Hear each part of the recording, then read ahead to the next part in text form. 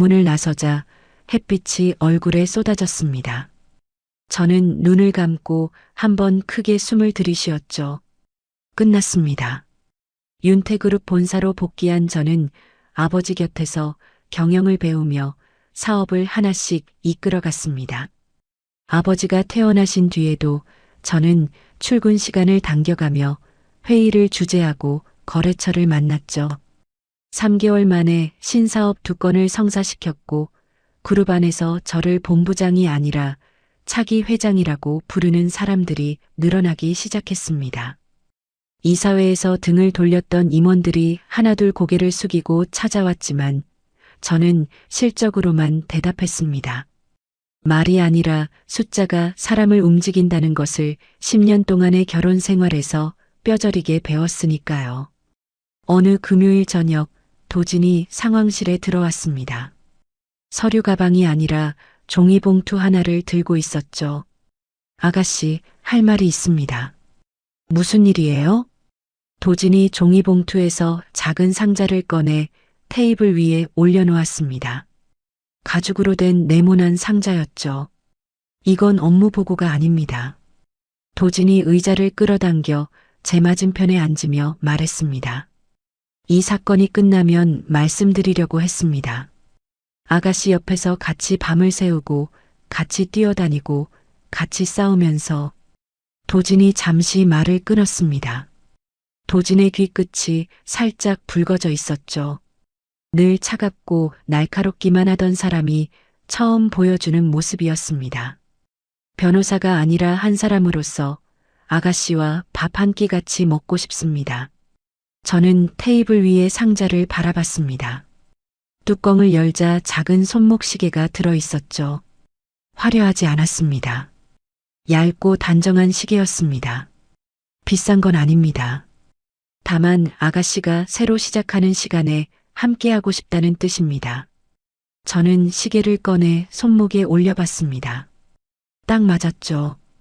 밥 한 끼가 아니라 2끼 정도는 사줘야 하지 않을까요? 그동안 야근 수당도 못 받았는데 도진의 입꼬리가 올라갔습니다. 처음 보는 환한 웃음이었죠. 일주일 뒤 저는 강남의 옛 아파트 앞에 섰습니다. 정숙 어머니가 부수고 들어왔던 그 현관문이 새 것으로 바뀌어 있었죠. 도진이 미리 손을 써서 아파트를 완전히 새로 꾸며 놓았습니다. 벽지부터 바닥재까지 하나도 남기지 않고 전부 뜯어내고 다시 깔았죠. 새 현관문의 비밀번호를 누르고 안으로 들어섰습니다. 넓은 거실에 새 가구가 놓여 있었고 창문으로 오후 햇빛이 쏟아지고 있었습니다.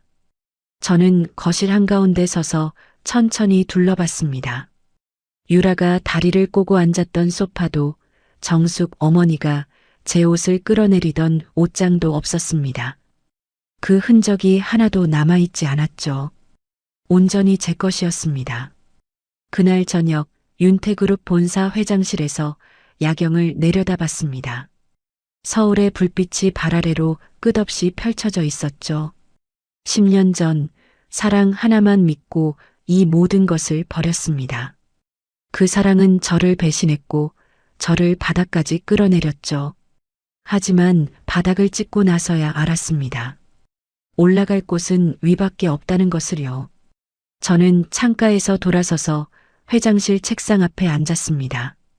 내일 아침 일찍 회의가 잡혀 있었죠. 새 사업 계획서를 펼치고 볼펜 뚜껑을 열었습니다. 손목의 시계가 눈에 들어왔습니다. 초침이 조용히 그리고 쉬지 않고 앞으로 나아가고 있었죠. 저도 그렇게 할 겁니다. 여러분, 오늘 주인공의 이야기를 듣고 어떤 생각이 드셨나요? 10년을 바쳐 의사로 만들어준 남편에게 불륜 사진과 이혼장을 받았던 여자. 시어머니에게 걸어다니는 지갑 취급을 당하고 제 집에서 옷가지가 쓰레기처럼 내던져졌던 여자. 그 여자가 재벌가의 후계자로 돌아와 시댁 식구들의 숨통을 하나하나 끊어놓았습니다. 남편은 교도소 독방에서 평생을 썩게 되었고 시어머니는 시장통에서 빚쟁이에게 쫓기는 신세가 되었죠. 새며느리라며 샴페인까지 터뜨려가며 환영했던 유라도 빚더미에 깔려 사회에서 완전히 사라졌습니다. 어쩌면 이 이야기에서 가장 무서운 건 사람을 함부로 대했을 때 돌아오는 대가가 아닐까 싶습니다. 내 앞에 있는 사람이 누구인지 모르면서 쓰레기 취급을 하고 걸어다니는 지갑으로 부려먹고 쓸모가 없어지면 버리는 것. 그렇게 버린 사람이 돌아왔을 때 그때는 이미 늦은 거죠. 결국 사람은 자기가 뿌린 대로 거두는 법이니까요. 이야기를 끝까지 들어주신 분이 계시다면 잘 들었다고 댓글 하나만 남겨주세요. 항상 다채롭고 재밌는 이야기 들고 올 수 있도록 노력하는 채널이 되겠습니다. 항상 좋은 일만 가득하시길 바랍니다. 오늘의 사연도 끝까지 들어주신 시청자 여러분 감사합니다. 항상 다채로운 이야기, 재밌는 이야기 들고 올 수 있도록 노력하는 인생 사연들이 되겠습니다. 오늘 하루도 무탈하고 행복한 하루 보내세요. 안녕하세요. 인생 사연들 진행자입니다. 오늘도 채널에 방문해주셔서 감사합니다. 그리고 꾸준히 댓글 달아주시는 시청자분들도 정말 감사합니다. 그럼 2026년 4월 15일 사연 시작하도록 하겠습니다. 네가 뭔데? 네가 뭔데 내 똑똑한 새끼들을 잘라.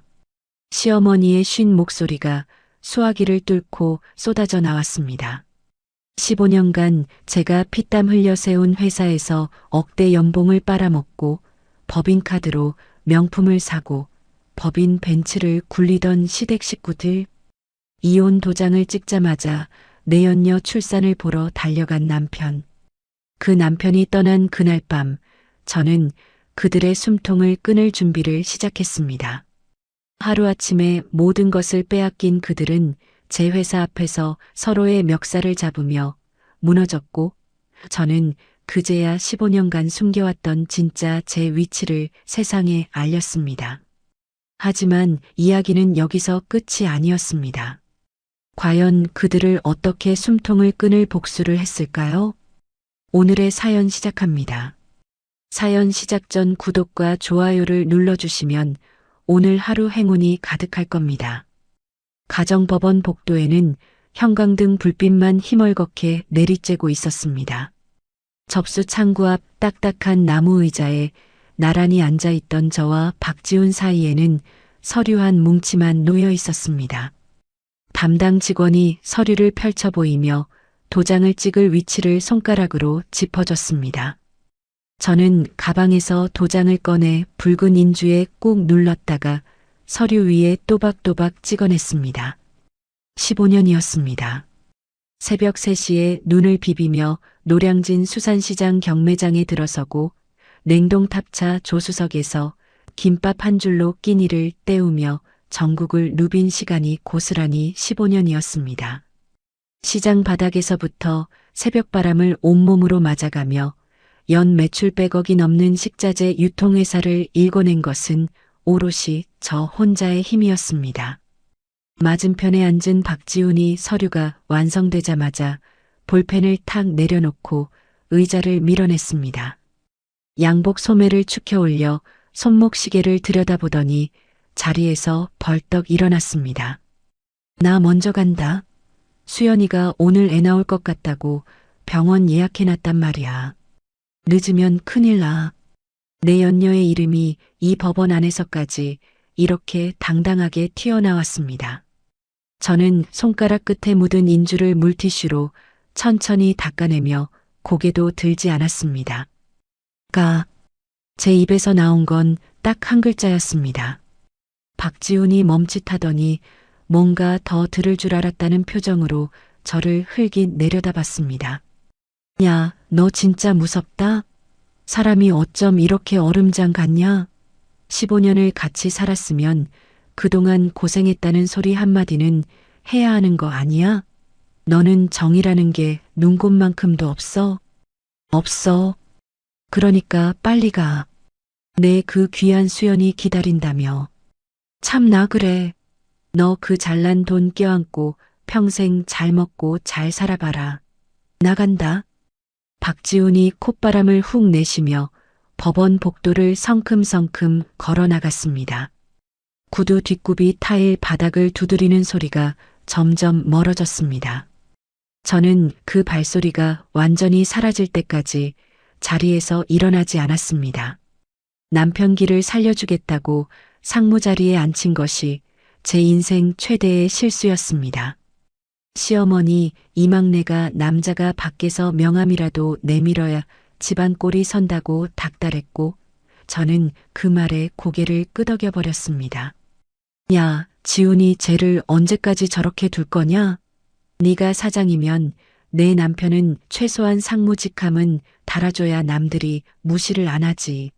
사내대장부 길을 네가 다 죽일 셈이야? 상무 명함을 손에 쥔 박지훈은 그날부터 거래처 접대라는 이름 아래 술판을 벌였고 그 술자리 끝에 내연녀 한수연이 있었습니다. 집으로 돌아온 저는 현관문을 잠그고 거실 테이블 위에 노트북을 펼쳤습니다. 법인카드 사용 내역 조회 화면에 박지훈의 이름으로 결제된 목록이 주르륵 떠올랐습니다. 호텔, 산부인과, 고급 레스토랑, 백화점 유아용품 매장. 내 연녀에게 쓴 공급 내역을 날짜와 금액 하나하나 엑셀 파일로 옮기는 제 눈에는 눈물 한 방울 맺히지 않았습니다. 신우이 박지연의 근태 기록도 열었습니다. 한 달에 출근한 날이 손가락으로 꼽을 정도였고 출근 도장을 찍은 날에도 오후면 자리를 비웠습니다. 법인카드 명세서에는 백화점 명품관 결제 내역이 빼곡했습니다. 시동생 박지민도 다를 게 없었습니다. 유흥업소, 골프장, 고급 술집. 이 두 사람은 제 회사에서 억대 연봉을 받으면서 하는 일이라곤 법인카드 긁는 것뿐이었습니다. 저는 노트북을 닫고 휴대전화를 들어 경리부장 최용식에게 전화를 걸었습니다. 최 부장님, 이 시간에 죄송합니다. 아이고, 대표님, 무슨 일이십니까? 이 늦은 시간에 전화를 다 주시고. 최 부장의 목소리에는 이미 뭔가를 예감한 듯한 긴장이 묻어 있었습니다. 내일 아침 출근하시면 제 책상 위에 올려놓을 게 있어요. 박상무 법인카드 내역 원본, 지연이 명품관 결제 내역, 지민이 유흥비 내역. 이중장부 원본 전부 준비해 주세요. 하나도 빠짐없이 싹 다요. 수화기 너머로 최 부장이 숨을 크게 들이쉬는 소리가 들렸습니다. 드디어 결심을 하신 겁니까? 대표님, 정말로 다 터뜨리시는 거죠? 네. 그동안 너무 오래 참았죠. 최 부장님도 고생 많으셨어요. 아닙니다, 대표님. 제가 당장 밤을 새워서라도 완벽하게 준비해 놓겠습니다. 전화를 끊고 저는 책상 서랍 깊숙한 곳에서 검은색 USB 하나를 꺼냈습니다. 수년 전부터 박지훈과 신우이, 시동생이 회사 돈을 빼돌린 기록을 날짜별로 정리해 둔 것이었습니다. USB를 노트북에 꽂고 파일을 하나하나 열어 확인했습니다. 횡령 금액, 배임 정황, 유령 회사를 통한 거래, 대금 빼돌리기. 빠진 것 없이 완벽했습니다. 저는 워드 파일을 새로 열고 제목을 입력했습니다. 징계해고 통지서. 박지연, 박지민. 두 사람의 이름을 또박또박 적어넣고 해고 사유란의 횡령과 배임의 증거 목록 번호를 하나씩 기입했습니다. 한 글자 한 글자 적어 내려갈 때마다 키보드를 두드리는 손끝에 힘이 들어갔습니다. 같은 시각 제 휴대전화로 신우이 박지연이 올린 사진 한 장이 카카오톡 가족 단체방에 떴습니다. 최고급 한정식집을 통째로 빌린 넓은 방 안에서 시어머니 이막내가 한복을 차려입고 상석에 앉아 있었습니다. 신우이와 시동생이 소주잔을 높이 들고 환하게 웃고 있었습니다. 테이블 위에는 전복찜, 한우구이, 해물탕이 가득 차려져 있었는데 그 결제도 제가 피땀 흘려번 돈이 들어있는 법인카드로 했을 것이었습니다. 박지연이 단체방에 글을 남겼습니다. 아싸, 오늘부터 진짜 우리 세상이다. 걸림돌도 없어졌고 엄마 축하해. 우리 이제 고생 끝 행복 시작이야.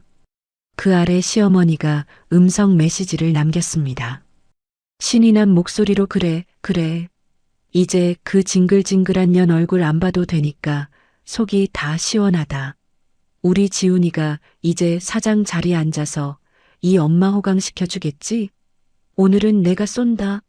실컷들 먹어라. 저는 그 메시지들을 스크린샷으로 하나하나 저장한 뒤 단체방을 조용히 나왔습니다.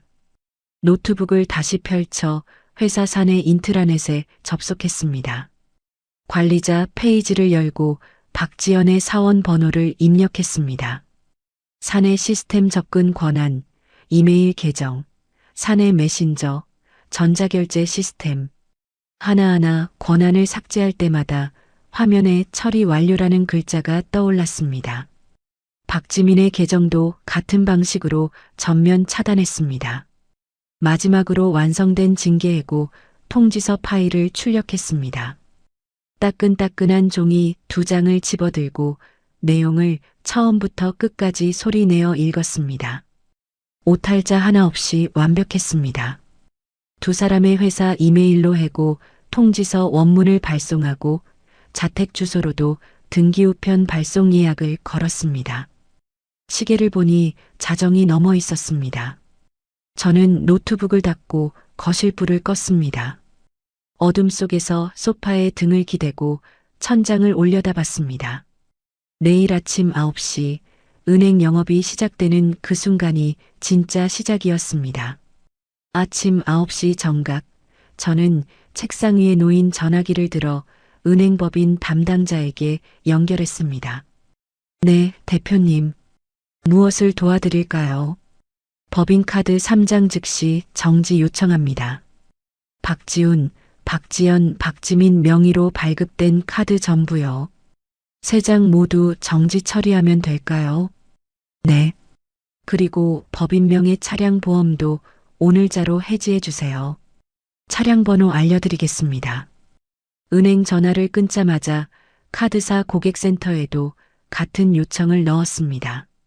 법인 대표 인증을 마치는 데 채 5분이 걸리지 않았습니다. 처리 완료 문자가 제 휴대전화에 연달아 도착했습니다. 저는 문자 3통을 확인하고 휴대전화를 책상 위에 내려놓았습니다. 그 시각 백화점 명품관 2층에서 신우이 박지연이 유리 진열대 앞에 서 있었습니다. 매장 직원이 가죽 가방을 양손으로 받쳐들고 박지연 앞에 내밀었습니다. 손님, 이쪽 신상품입니다. 포장해 드릴까요? 그래요. 법인카드로 결제할게요. 박지연이 지갑에서 카드를 꺼내 내밀었습니다. 매장 직원이 카드를 단말기에 긁었습니다. 삑 하는 짧은 경고음이 울렸습니다. 손님, 죄송한데 승인이 거절되었습니다. 뭐요? 다시 한번 해봐요. 박지연이 미간을 찌푸리며 카드를 다시 건넸습니다. 단말기가 똑같은 경고음을 냈습니다. 또 거절이요. 카드사에 한번 확인해 보셔야 할 것 같습니다. 아이 참, 회사 전산이 또 말썽이네. 박지연이 혀를 차며 가방을 매장 직원에게 도로 밀어놓고 매장을 나왔습니다. 같은 시각 골프장 클럽하우스 카운터 앞에서 시동생 박지민이 라운딩 비용을 결제하려다 같은 상황을 겪고 있었습니다. 잠깐만요. 한 번만 더 찍어보세요. 박지민이 카드를 탁탁 두드리며 프런트 직원에게 다시 건넸습니다. 3번째 거절음이 울리자 박지민은 카드를 도로 받아 지갑에 넣으며 어깨를 으쓱했습니다. 전산 오류인가 보네. 다음에 올게요. 박지민은 대수롭지 않다는 듯 휘파람을 불며 주차장으로 걸어 나갔습니다. 그리고 산후조리원 VIP실 카운터 앞. 박지훈이 카운터 직원 앞에서 얼굴이 벌겋게 달아올라 있었습니다.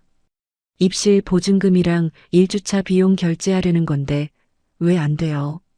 고객님, 카드 자체가 정지 상태로 나옵니다. 다른 카드 있으시면 그걸로 해보시겠어요? 다른 카드가 어딨어? 이거 법인카드라고 한도가 남아있다니까. 박지훈이 카운터를 손바닥으로 내리치며 목소리를 높였습니다. 주변에 있던 다른 보호자들이 고개를 돌려 쳐다봤습니다.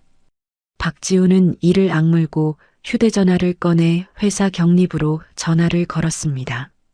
최 부장 나야. 법인카드가 안 먹히는데 뭐가 된 거야? 당장 확인해봐.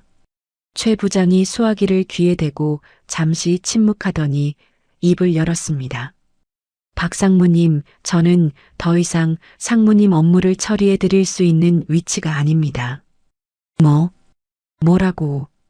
최 부장 너 지금 나한테 무슨 소리를 하는 거야? 대표님께 직접 연락하십시오. 최 부장이 전화를 끊어버렸습니다. 박지훈이 휴대전화 화면을 멍하니 들여다보다가 산후조리원 로비 소파에 천천히 주저앉았습니다. 이틀이 지났습니다. 카드가 막히고 현금이 바닥나기 시작하자 시어머니 이막내가 시누이와 시동생을 불러 모았습니다. 지연아, 지민아, 회사 가서 월급 먼저 좀 당겨받아라. 카드가 안 되니까 당장 반찬거리 살 돈도 없다. 알겠어, 엄마. 오빠한테도 연락했는데 오빠 카드도 안 된대. 다 같이 가자. 내가 직접 가서 확인할란다. 시동생 박지민이 법인명의 검은색 벤츠에 시동을 걸었습니다. 시어머니가 뒷좌석에 올라타며 코트깃을 여미었습니다. 그년 빠진 회사가 어떻게 돌아가나 내 눈으로 봐야겠다. 시누이 박지연이 조수석 문을 열며 입꼬리를 올렸습니다. 엄마, 이제 우리가 주인이니까 당당하게 들어가면 돼. 벤츠가 회사 건물 앞 주차장에 멈춰 섰습니다. 시어머니는 뒷좌석에 남아 기다리겠다며 손을 내저었고 시누이와 시동생이 먼저 내려 정문 로비로 들어갔습니다. 검색대에 사원증을 가져다 대는 순간 붉은색 경고등이 번쩍이며 날카로운 경보음이 울렸습니다. 뭐야 이게? 박지연이 사원증을 뒤집어 보고 다시 갖다 댔습니다. 같은 소리가 반복됐습니다. 보안요원 2명이 검색대 뒤에서 다가왔습니다. 박지연 씨, 박지민 씨 되십니까? 맞는데요. 왜 이래요? 사원증이 고장 난 거 아니에요. 보안요원이 손에 들고 있던 서류 봉투 2개를 내밀었습니다. 등기우편으로 발송된 서류인데 수령 확인이 안 되어서 저희가 직접 전달하라는 지시를 받았습니다. 박지연이 봉투를 받아 뜯었습니다. 징계해고 통지서라는 글자가 맨 위에 찍혀 있었습니다. 박지연의 눈동자가 글씨를 따라 내려가더니 손끝이 파르르 떨리기 시작했습니다. 이게 뭐야? 해고라고. 이게 무슨 소리야? 박지민도 자기 봉투를 뜯어보더니 얼굴이 하얗게 질렸습니다. 누나, 나도 똑같아. 징계해고라고 써 있어. 보안요원이 한 발 앞으로 나서며 말했습니다. 죄송합니다만 두 분은 출입 권한이 해제된 상태라 건물 안으로 들어가실 수 없습니다. 당신이 뭔데 나를 막아? 여기 우리 오빠 회사란 말이야. 박지현이 보안요원의 가슴팍을 손가락으로 찌르며 목소리를 높였습니다. 보안요원은 한 발자국도 물러서지 않았습니다. 벤츠 뒷좌석에서 기다리던 시어머니 이막내가 차 창문 너머로 자식들이 로비에서 밀려나오는 모습을 봤습니다. 시어머니의 눈이 휘둥그레졌습니다. 차 문을 열고 내려 로비 쪽으로 뛰다시피 걸어갔습니다. 지연아, 무슨 일이야? 왜 난리야? 엄마, 우리 잘렸어. 언니가 우리 해고했어. 시어머니의 얼굴이 순식간에 일그러졌습니다. 떨리는 손으로 휴대전화를 집어들고 제 번호를 눌렀습니다. 전화를 받지 않았습니다. 시어머니가 다시 걸었습니다. 또 받지 않았습니다. 3번, 5번, 10번. 시어머니는 벤치에 기대서서 이를 갈며 통화 버튼을 쉴 새 없이 눌러댔습니다. 부재중 전화가 20통을 넘어갔습니다. 30통, 40통. 시어머니의 손가락이 화면을 두드리는 속도가 점점 빨라졌습니다. 50통, 50번째 부재중 알림이 뜬 뒤 저는 천천히 휴대전화를 들어 올렸습니다. 다음 전화가 왔을 때 통화 버튼을 눌렀습니다. 네가 뭔데? 네가 뭔데 내 똑똑한 새끼들을 잘라. 시어머니의 쉰 목소리가 수화기를 뚫고 쏟아져 나왔습니다. 저는 창밖을 바라보며 숨을 한번 고르고 입을 열었습니다. 누구세요? 무슨 일이시죠? 뭐라고? 은수야, 너 지금 나한테 누구세요라고 한 거야. 저는 이 회사 최대 주주이자 대표입니다. 누구신지 모르겠는데 제 회사 로비에서 소란 피우시면 경찰 부르겠습니다. 수화기 너머로 시어머니가 말을 잇지 못하고 헉헉거리는 숨소리만 들려왔습니다. 저는 전화를 끊고 책상 위 내선 전화를 들었습니다. 보안팀장님, 지금 주차장에 세워진 법인명의 벤츠 있죠? 견인업체 도착 확인됐나요? 네, 대표님. 5분 내로 도착합니다. 저는 수화기를 내려놓고 창가로 걸어갔습니다. 주차장이 내려다 보이는 창 너머로 노란색 견인차 한 대가 회사 마당으로 들어서는 것이 보였습니다. 견인차가 벤츠의 앞바퀴를 들어 올리기 시작했습니다. 시동생 박지민이 주차장을 가로질러 뛰어가 견인차 기사 앞을 가로막았습니다. 야, 이거 내 차야. 당장 내려놔. 견인차 기사가 작업복 주머니에서 서류 한 장을 빼 박지민의 가슴팍에 들이밀었습니다. 법인명의 차량이고 대표이사 명의로 회수 요청 들어왔습니다. 저한테 따지지 마시고 회사에 말씀하세요. 뭐? 법인 명의라고. 박지민이 서류를 낚아채 읽어 내려갔습니다. 차량 등록증 소유자란에 주식회사 유넨푸드라고 찍혀 있었습니다. 박지민은 자기가 2년 넘게 끌고 다닌 차의 주인이 자기가 아니었다는 것을 그제야 알아차린 얼굴이었습니다. 서류를 든 손이 축 늘어졌습니다. 견인차가 벤츠를 끌고 회사 마당을 빠져나가는 동안 시누이 박지연이 박지민의 어깨를 잡아 흔들었습니다. 지민아, 차는 나중에 따지고 일단 오빠한테 전화해. 오빠가 와야 돼. 박지연이 떨리는 손으로 박지훈에게 전화를 걸었습니다. 오빠, 큰일 났어. 우리 둘 다 해고당했어. 차도 지금 견인차가 끌고 갔어. 뭐라고? 해고라니 무슨 소리야? 언니가 미쳤어, 진짜. 빨리 와. 박지훈이 택시를 잡아타고 회사에 도착한 것은 30분 뒤였습니다. 택시에서 내린 박지훈은 양복상의 단추도 채우지 않은 채 정문으로 성큼성큼 걸어갔습니다.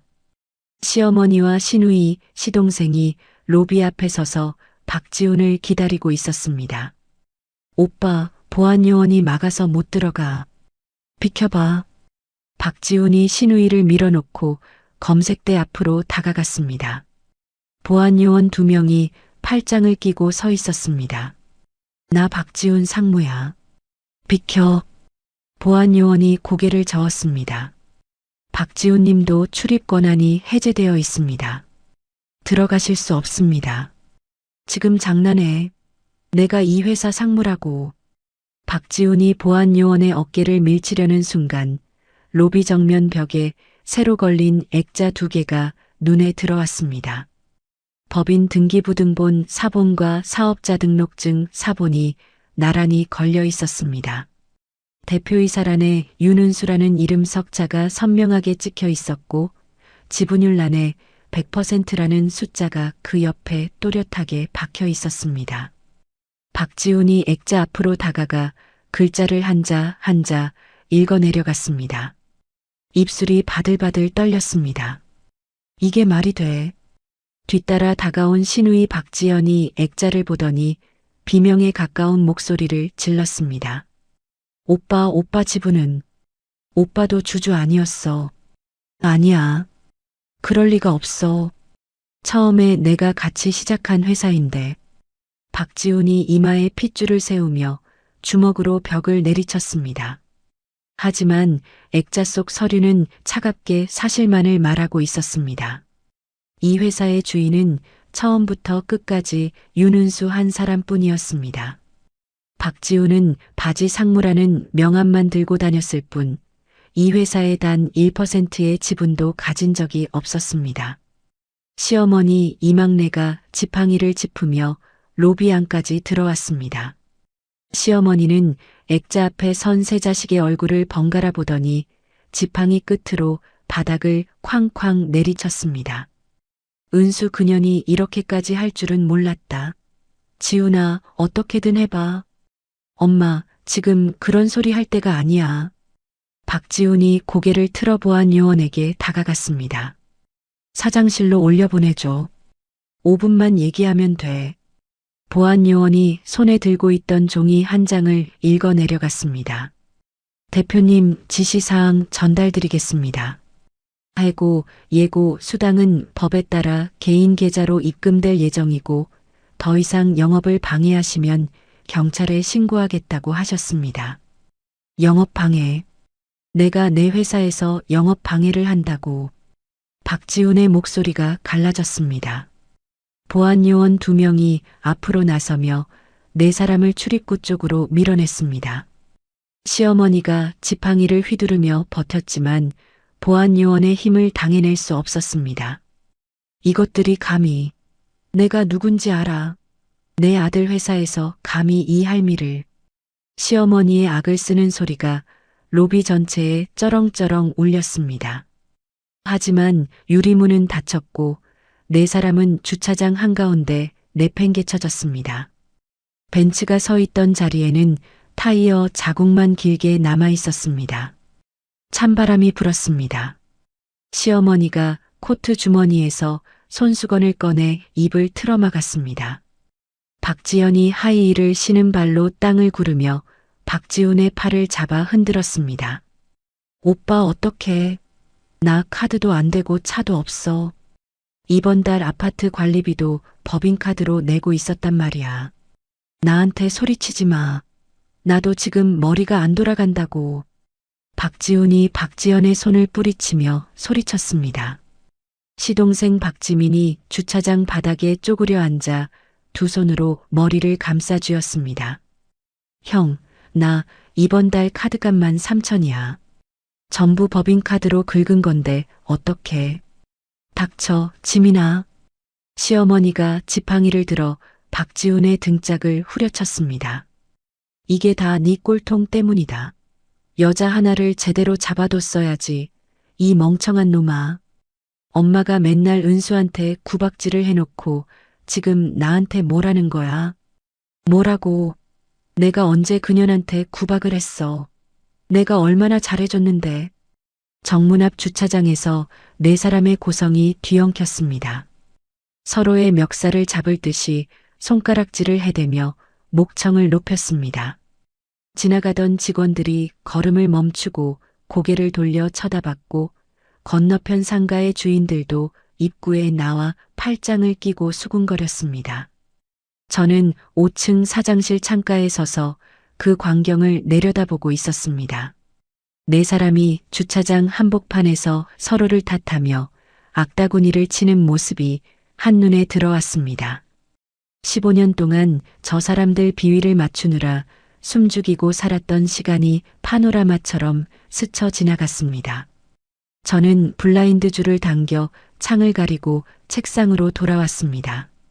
책상 위에는 최 부장이 아침 일찍 가져다 놓은 이중장부 원본 파일이 깔끔하게 정리되어 있었습니다.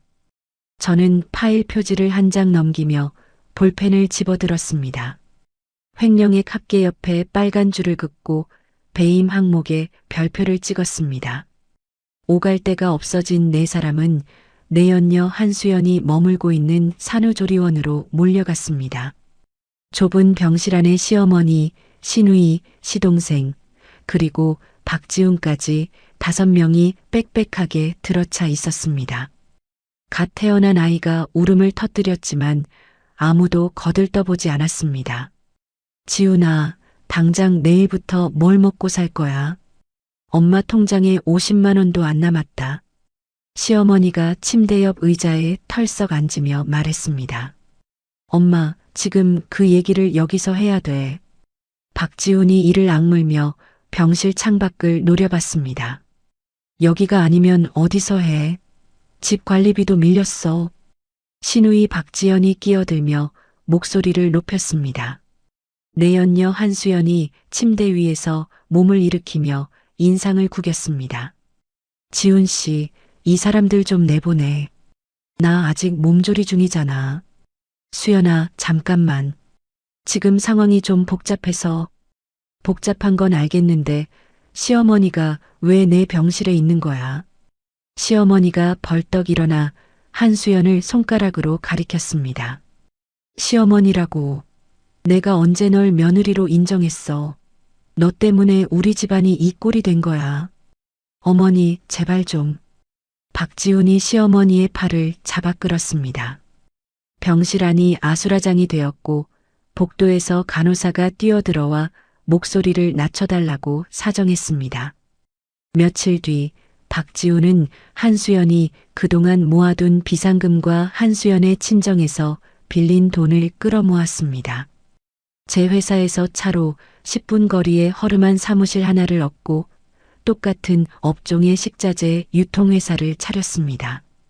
간판도 채 마르기 전에 박지훈은 15년간 술자리를 함께한 거래처 사장들을 한 명씩 찾아다니기 시작했습니다. 첫 번째로 찾아간 곳은 강남 쪽 대형 뷔페 체인의 김 사장이었습니다. 김 사장님, 저 박지훈입니다. 아시죠? 유넨푸드 상무였던. 아, 박상무. 아니, 지금은 뭐라 불러야 하나. 김 사장이 커피잔을 내려놓으며 어색하게 웃었습니다.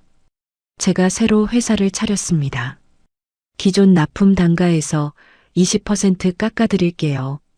거기다 따로 좀 챙겨드리겠습니다. 아시죠? 무슨 뜻인지. 박지훈이 명함을 내밀며 고개를 숙였습니다. 김 사장이 명함을 받아들고 한참을 들여다보더니 테이블 위에 도로 내려놓았습니다. 박상무, 솔직히 말할게.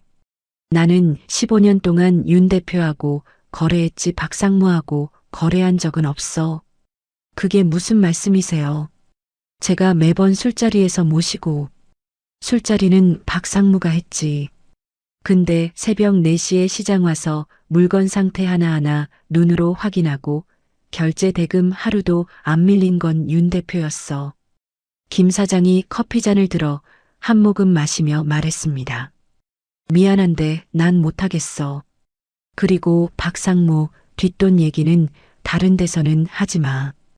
요즘 세상에 그런 거 걸리면 끝장이야. 박지훈의 얼굴이 돌처럼 굳었습니다. 두 번째, 세 번째, 네 번째 거래처에서도 대답은 같았습니다. 10군데를 돌았지만 단 한 곳도 계약서에 도장을 찍어주지 않았습니다. 그뿐이 아니었습니다. 노량진 수산시장의 최 사장이 저에게 직접 전화를 걸어왔습니다. 윤 대표 나야. 박상무가 어제 우리 가게 왔었어. 네, 최 사장님. 무슨 얘기를 하던가요? 단가 후려치기에 뒷돈까지 제안하더라고. 내가 통화 녹음해뒀어. 필요하면 보내줄까? 보내주세요. 감사합니다, 최 사장님. 전화를 끊고 저는 책상에 팔꿈치를 짚었습니다. 최 사장뿐만이 아니었습니다. 다른 거래처 사장님들도 박지훈이 제안했던 뒷돈 녹취록을 하나둘씩 보내왔습니다. 15년간 새벽마다 얼굴을 맞대고 쌓아온 신뢰가 이런 순간에 빛을 발하는 것이었습니다. 거래처 확보에 실패한 박지훈은 다음 수를 뒀습니다. 제 회사 공장의 핵심 인력인 김 반장을 몰래 불러냈습니다. 퇴근 후 공장 근처 허름한 포장마차에서 마주 앉은 박지훈이 소주를 따르며 입을 열었습니다. 김 반장, 내 쪽으로 와. 연봉 지금의 2배 줄게. 현장 팀원들도 같이 데리고 오면 인센티브 따로 챙겨주겠어. 김 반장이 소주잔을 받아들고 한참 박지훈의 얼굴을 들여다봤습니다. 상무님, 아니, 이제 상무님이 아니시니까 박 사장님이라 해야 하나? 뭐든 좋으니까 대답이나 해. 3년 전 공장 냉동고 터졌을 때 기억나십니까? 박지훈의 눈이 한번 깜빡였습니다. 새벽 2시에 냉동고가 펑 터져서 식자재가 전부 녹아내리고 있었는데 윤 대표님은 잠옷 바람으로 뛰어오셔서 저랑 같이 물건 옮기셨어요.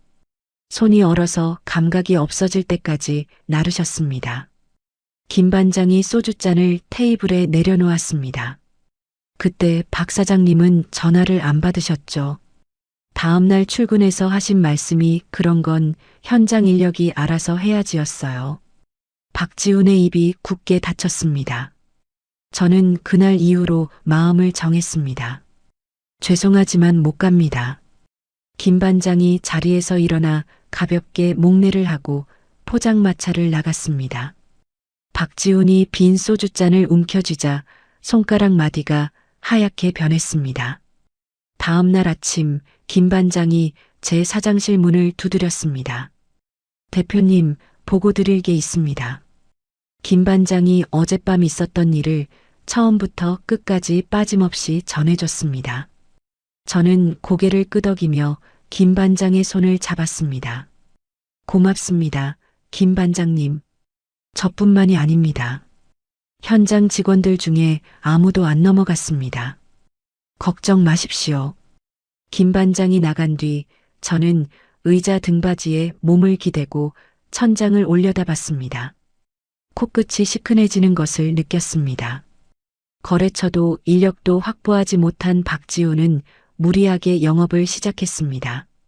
새벽 경매 시장에 나가봤지만 어느 상인에게 좋은 물건을 떼어야 하는지 신선도를 눈으로 가려내는 방법도 몰랐습니다.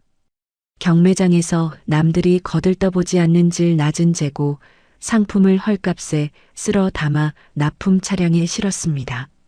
첫 납품 당일 물건을 받은 학교 급식 담당자에게서 전화가 걸려왔습니다. 박 사장님, 이게 뭡니까? 양파가 반은 물러있고 고기에서 냄새가 나요. 당장 교체 안 하시면 위약금 청구합니다.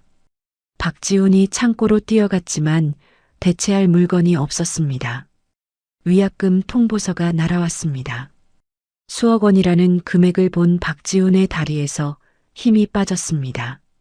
산후조리원에서 이 소식을 전해 들은 한수연이 박지훈의 멱살을 움켜쥐었습니다.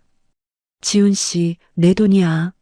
내 비상금이랑 우리 엄마한테 빌린 돈으로 차린 회사인데 일주일 만에 이게 뭐야?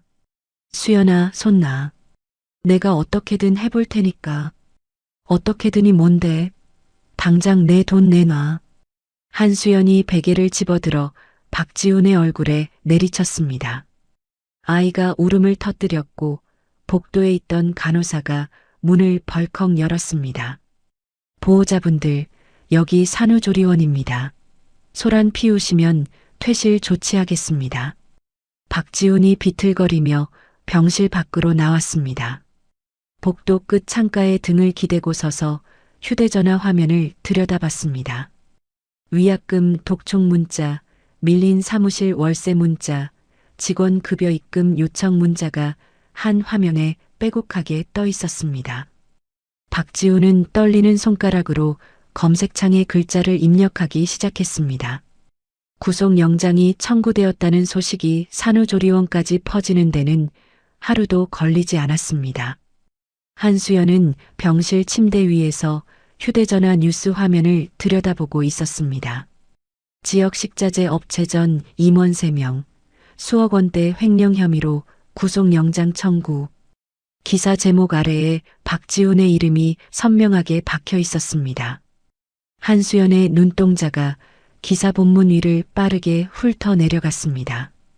한수연은 휴대전화를 이불 위에 내려놓고 천장을 올려다보며 입술을 깨물었습니다. 그날 밤 한수연은 퇴원 수속을 마치고 박지훈의 오피스텔로 돌아갔습니다. 현관문을 열고 들어서자마자 거실 장롱 서랍을 잡아당겼습니다.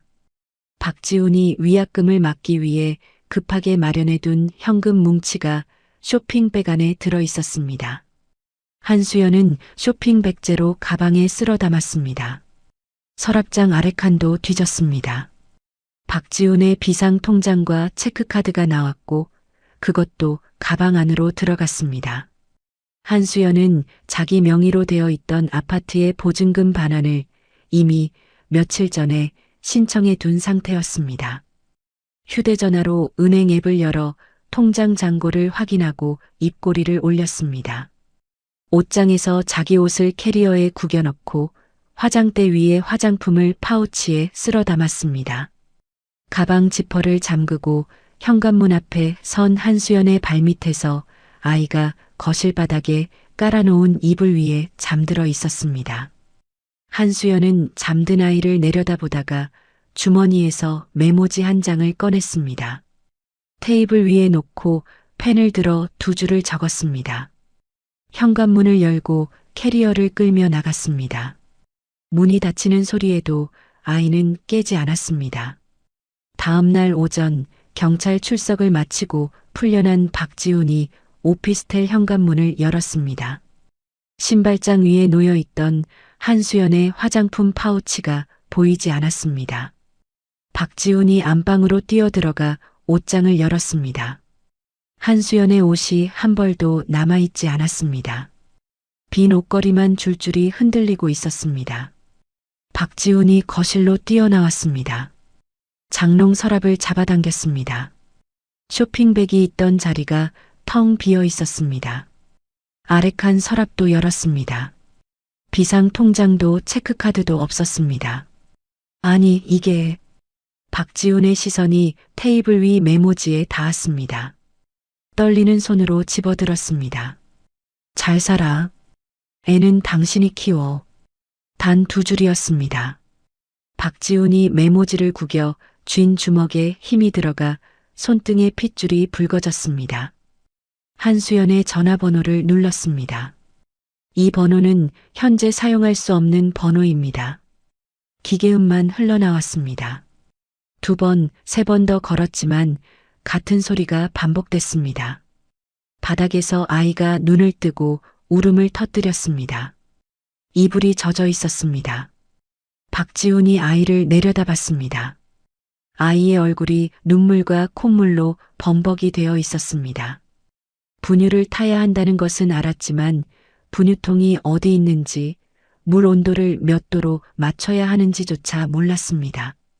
박지훈은 아이 앞에 무릎을 꿇고 주저앉았습니다.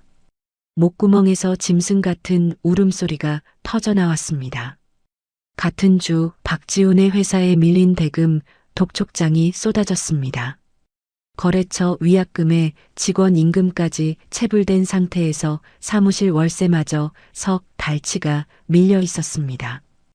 은행에서 부도 통보가 날아왔습니다. 사업을 시작한 지 채 한 달이 되지 않은 회사가 문을 닫았습니다.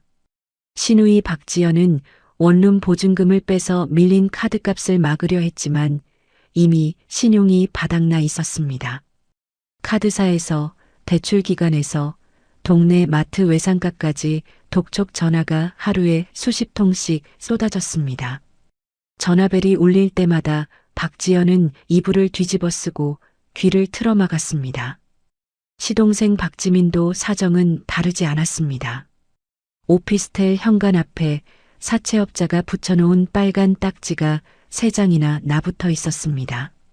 박지민은 현관문을 열지도 못하고 동네 찜질방을 전전하며 잠을 청했습니다. 시어머니 이막내는 아파트 관리비가 6개월째 밀려 관리사무소에서 단전 예고 통보를 받았습니다.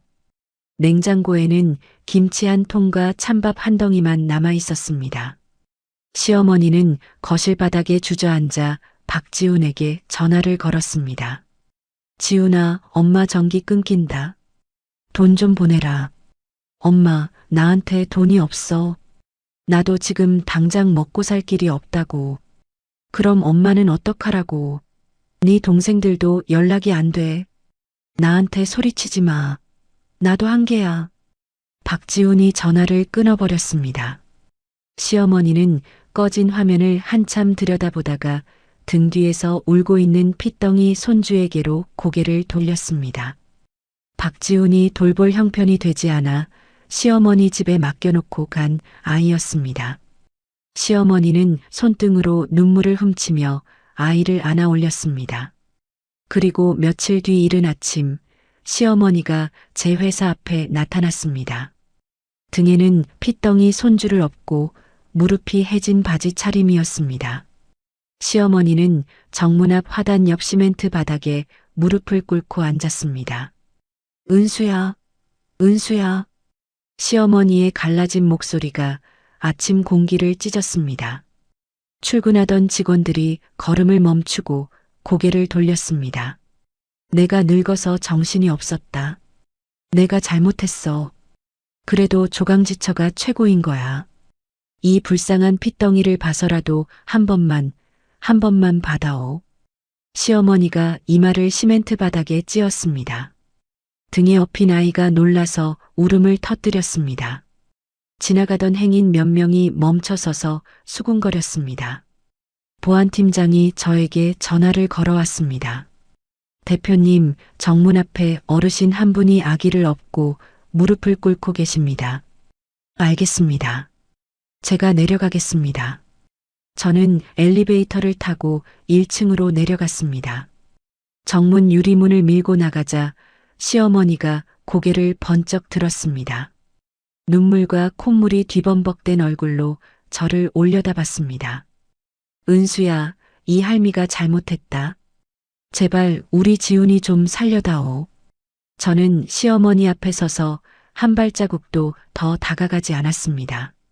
어머님, 횡령 증거는 이미 경찰에 전부 넘어갔습니다. 합의는 없습니다.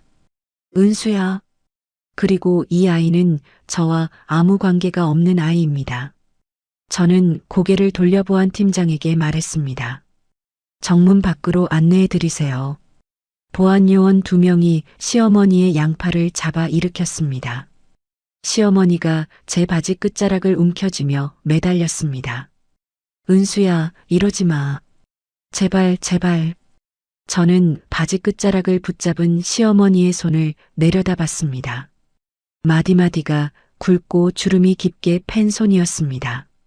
15년 전 시집살이 첫 해에 국이 짜다고 제 뺨을 때린 손이 바로 저 손이었습니다.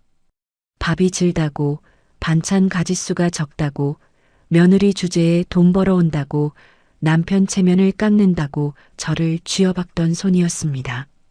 저는 시선을 거두었습니다. 돌아서서 정문 안으로 걸어 들어갔습니다. 등 뒤로 시어머니의 울부짖는 소리가 들려왔지만 발걸음을 멈추지 않았습니다. 유리문이 닫혔습니다. 박지훈과 신우이 시동생에게 구속영장이 발부되어 세 사람이 구치소에 수감된 뒤 저는 민사법원에 손해배상 청구 소송을 접수했습니다. 그리고 최 부장과 김 반장을 사장실로 불러 정식 임원 승진 발령장을 건넸습니다. 최 부장님은 오늘부터 최 이사입니다. 김 반장님은 김 본부장이에요. 두 분이 아니었으면 이 회사 못 지켰습니다.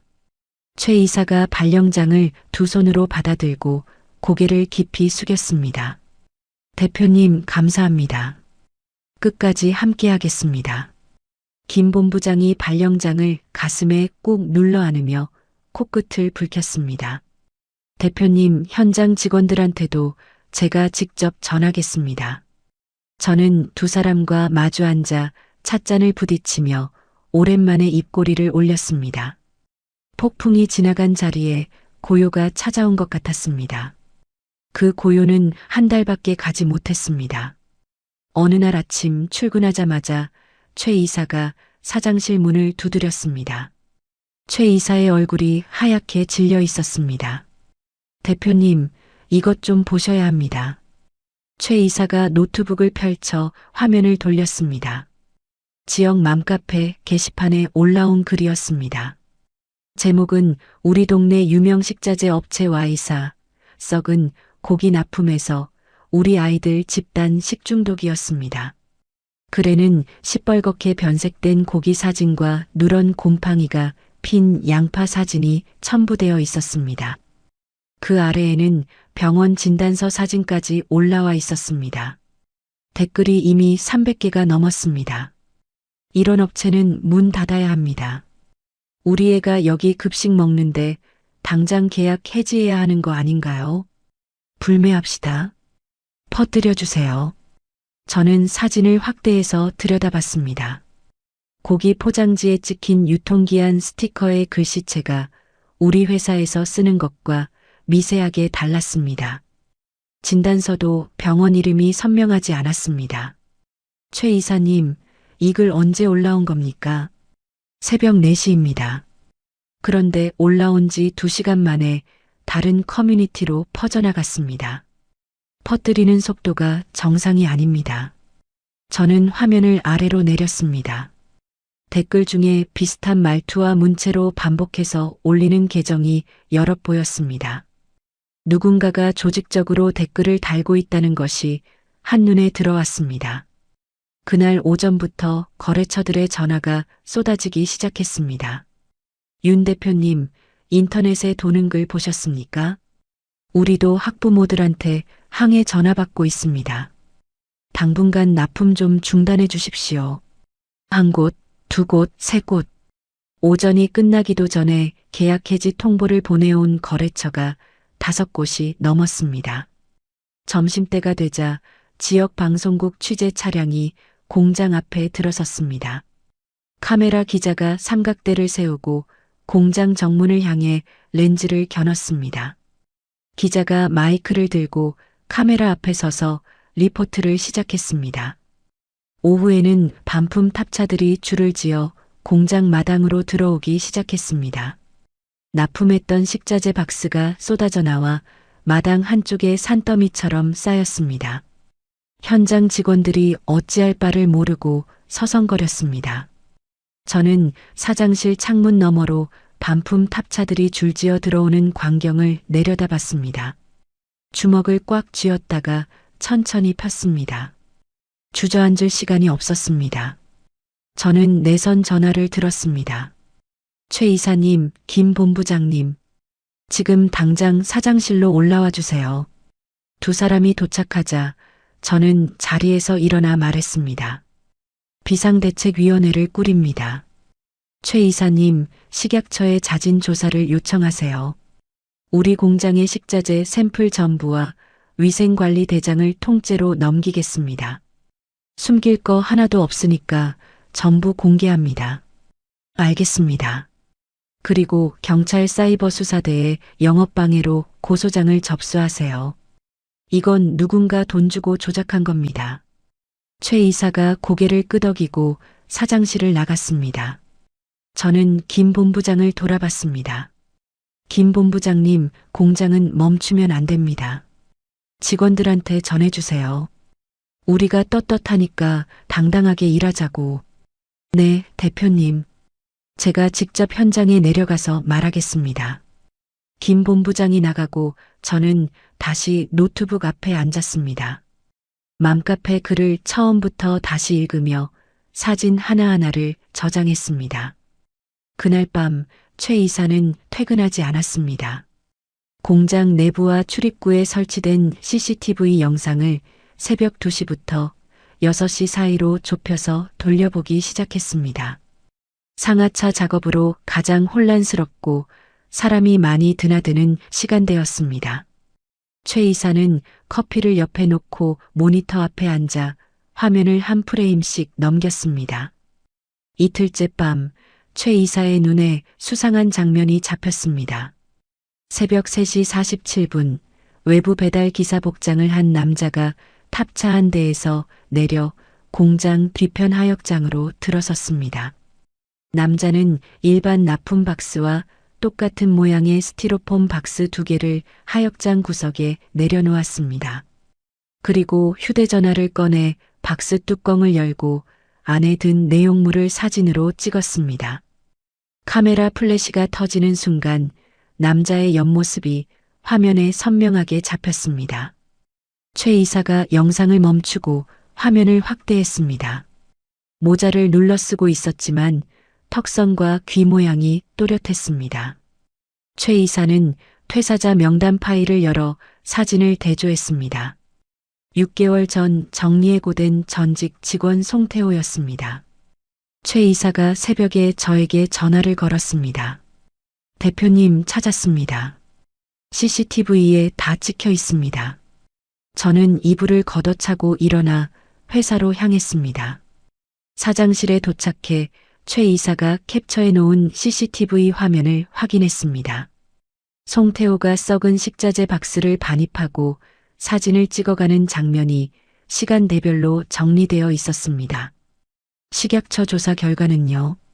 오늘 오후에 공문이 옵니다. 우리 공장 샘플 전량 검사 결과 위생 기준 완벽 적합 판정입니다. 저는 식약처 판정 공문과 CCTV 캡처 화면을 출력해서 서류 봉투에 담았습니다.